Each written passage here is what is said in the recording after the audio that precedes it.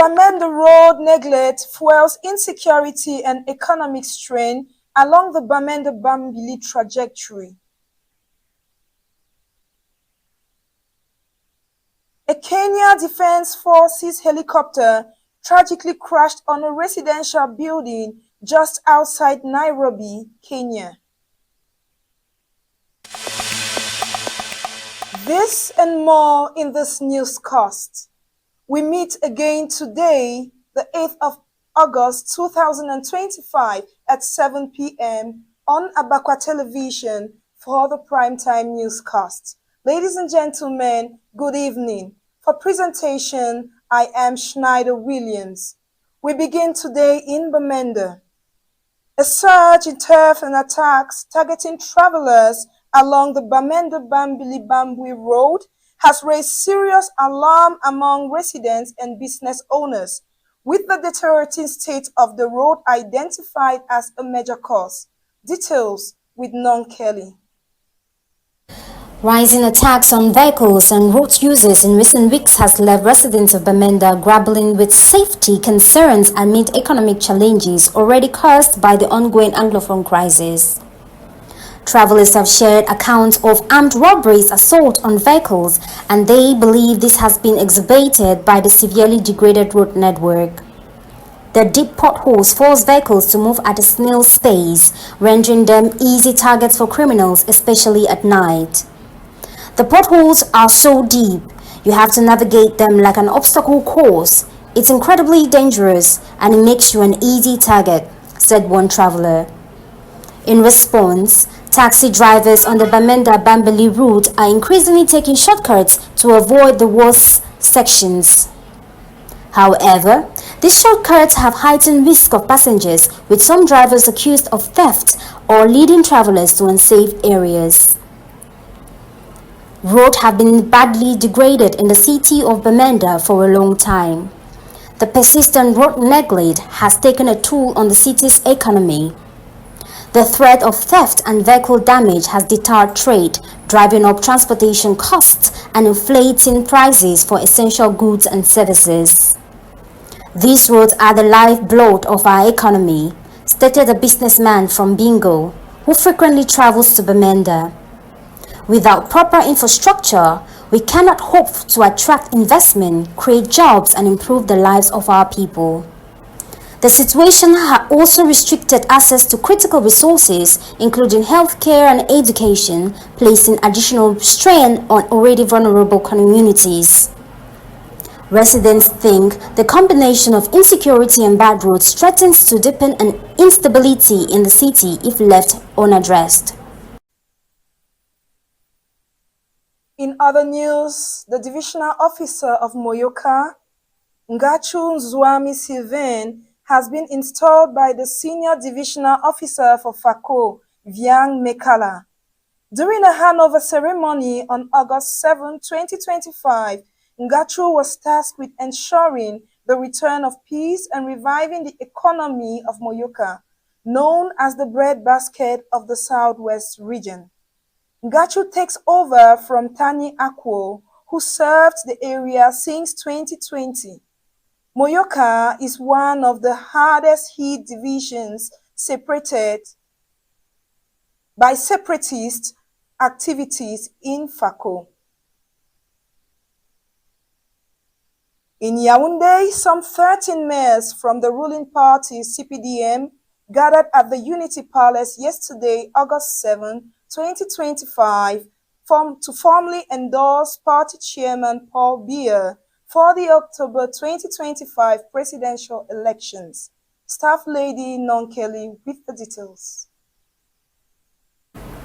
The delegation, led by Douala City Mayor Bassandine, was received Thursday, August 7, 2025, at the Unity Palace by Ferdinand Gongo, Secretary General at the Presidency, in his capacity as President of the Strategic Committee charged with steering President Biya's campaign strategy.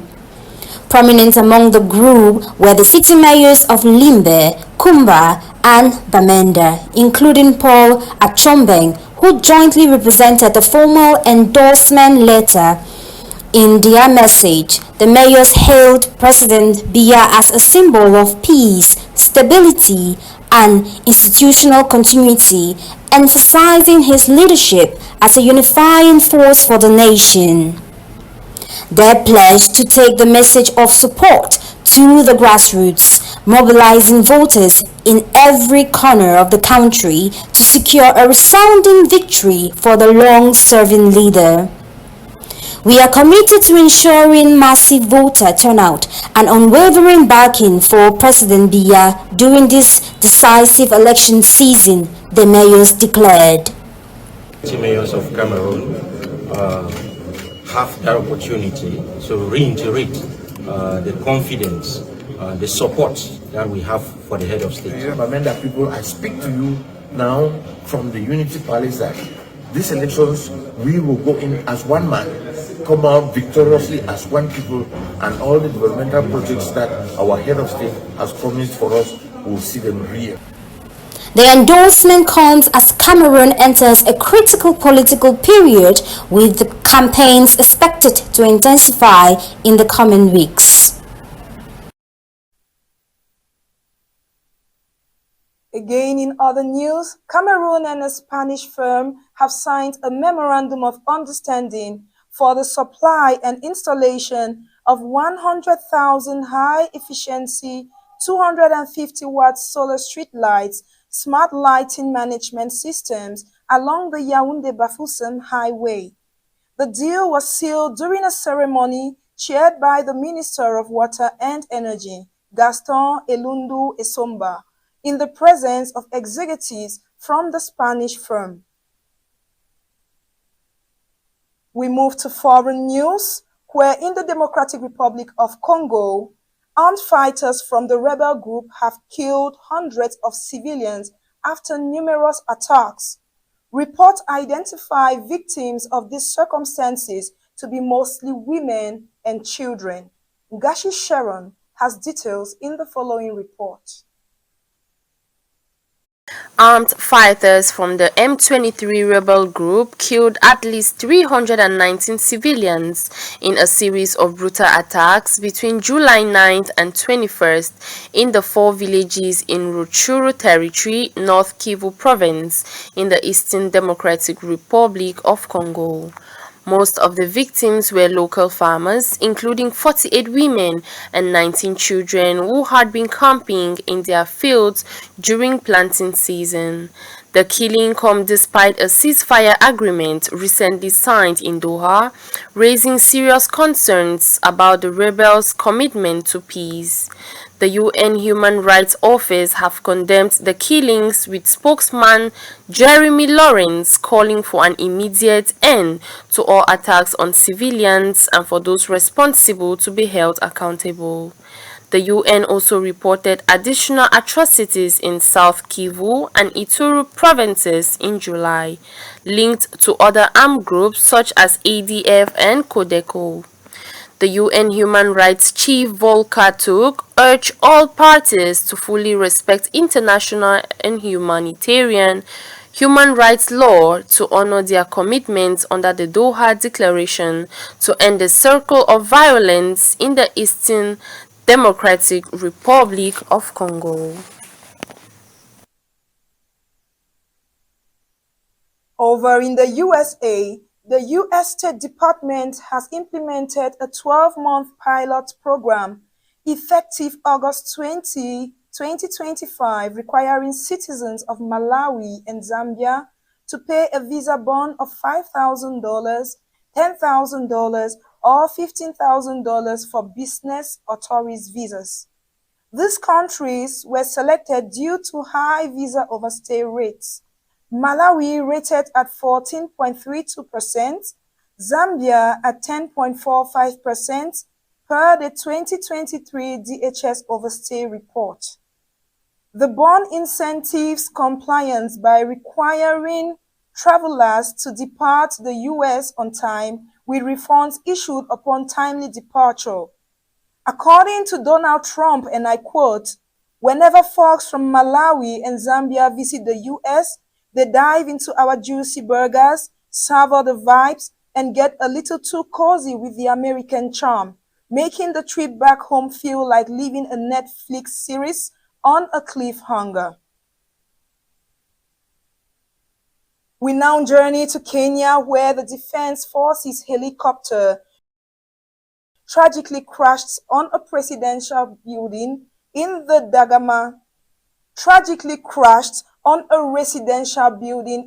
Dagama area of Mwihoko Secondary School, just outside Nairobi, before bursting into flames.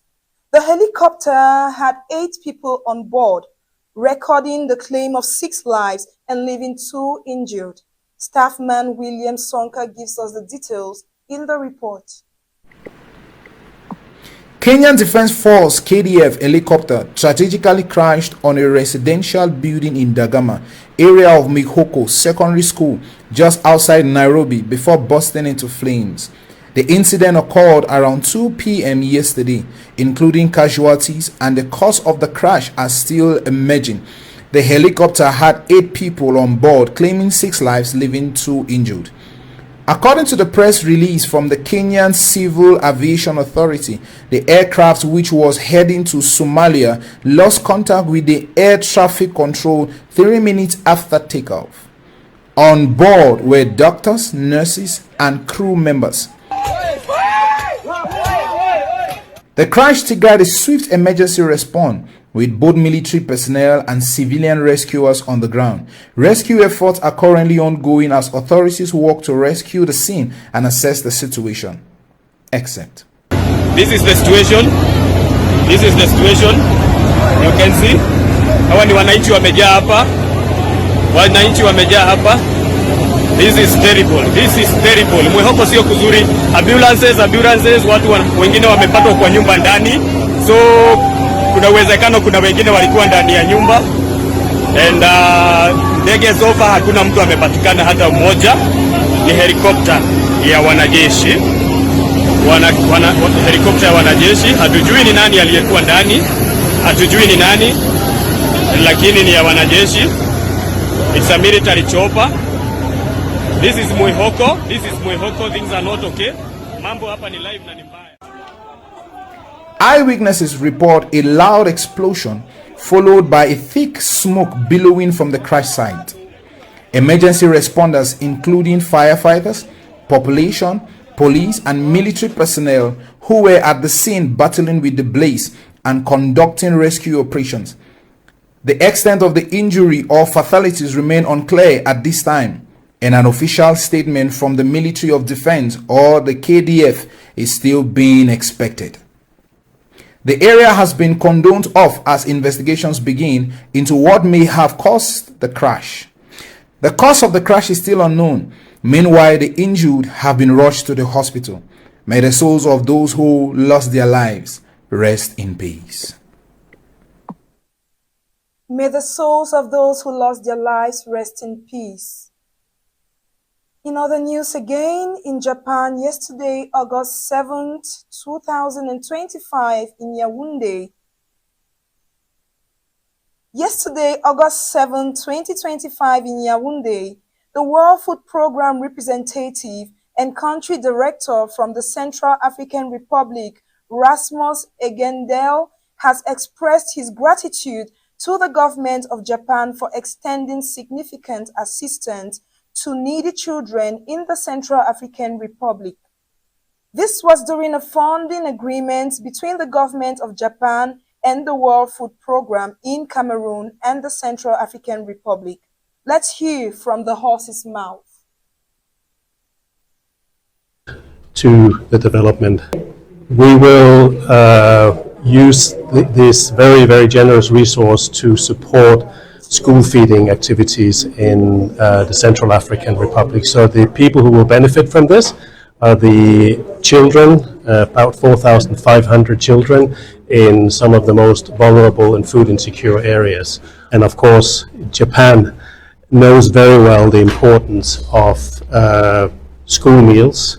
It is a country that itself knows the importance of nutrition and how important that is, not just for personal development, but also for the development of a country. That is why school meals is an excellent support to the development of countries. In football, defending champion and Manchester City midfielder Rodri, who claims the prestigious Ballon d'Or title last year, instead of Real Madrid's Vinicius Jr., stays out of this year's contest. Details with Sama Wesley. This year's nominees reflect a season dominated by Paris Saint-Germain and Barcelona, with players like Ousmane Dembele and 17-year-old Lamine Yamal leading the charge. Dembele, with 37 goals and 16 assists, spearheaded PSG's triumph, securing the Champions League, Ligue 1, Coupe de France, and Trophée des Champions.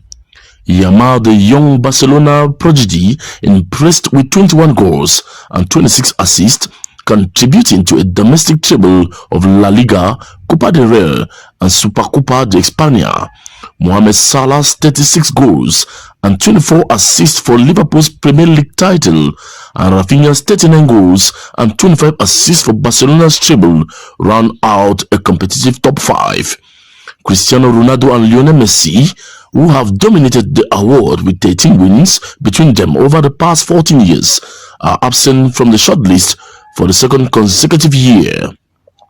The baton has been handed to a new generation with young talents like Yamal and PSG Desiree Diou, 16 goals, 16 assists, emerging as dark horses. Vinicius Jr., despite a stellar 24 goals and 20 assists for Real Madrid, including the UEFA Super Cup and Intercontinental Cup, may feel the sight of last year's snubbed Rodri.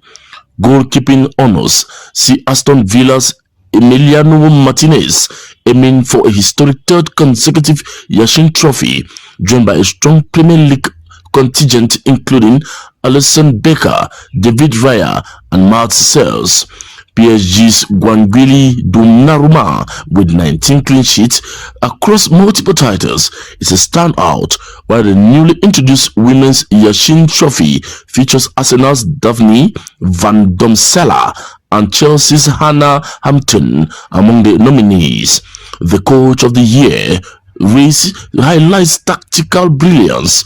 PSG Luis Enrique and Barcelona's Hansi Flick have been favored after their Champions League and treble successes respectively. Chelsea's Enzo Maresca, fresh off Conference League and Club World Cup winners, and Liverpool's Arne Slot, who secured the Premier League at the death. In the women's category, England's Sarina Wingman, who led the Lionesses to Euro 2025 glory, faces stiff competition from Arsenal's Renee Slegers and Chelsea's Sonia Bompastor. Team of the Year nomination spotlight PSG and Barcelona leading the men's list, while Arsenal and Chelsea dominate the women's shortlist. The introduction of the Women's Copa Trophy, featuring Arsenal's Michelle Youngman and Barcelona's Victory Lopez, signals a push for gender parity, complementing the established men's version won by talents like João Neves. And this brings us to the end of the primetime newscast today on Abakwa Television. Contributions came in from Non Kelly and the entire English desk of Abakwa Television. The news was produced by Logan Brandon under the supervision of the station's manager, King Wills. On the anchor, I am Schneider Williams. Stay tuned to Abakwa Television for more exciting programs. Good night.